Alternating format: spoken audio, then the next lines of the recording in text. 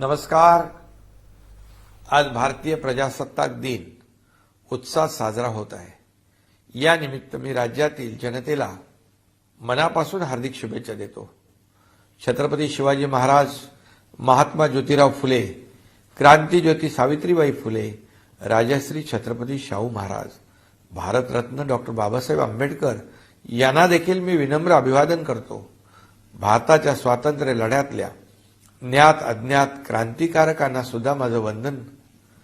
महाराष्ट्र हे देशाचं growth engine आहे आणि हे स्थान टिकवण्यासाठी गेल्या 1.5 वर्षांच्या काळात महायुती सरकारनं आपलं कर्तव्य जबाबदारीने पार पाडलं, हे मी अभिमानाने या ठिकाणी सांगू इच्छितो।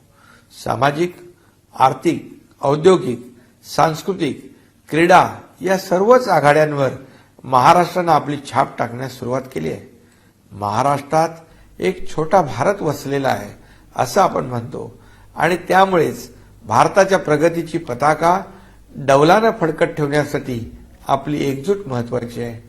भारत हा संपूर्ण विश्वात स्वतःचं स्थान निर्माण करण्यात यशस्वी होतोय आणि याचं निर्विवाद श्रेय देशाचे आदरणीय प्रधानमंत्री श्री नरेंद्र मोदीजी यांना द्यायलाच पाहिजे।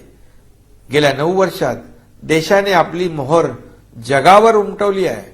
नुकतीच अयोध्येत श्री राम मंदिरात रामलल्लांची प्राणप्रतिष्ठा झाली। हे मंदिर उद्याच्या नव्या भारताचं प्रगतीचं प्रतीक बनणार आहे असं प्रधानमंत्री म्हणाले।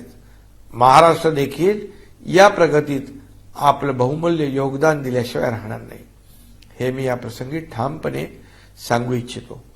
महाराष्ट्रात विकासाचं एक नवं पर्व आलंय। कृषी, शिक्षण, आरोग्य, उद्योग,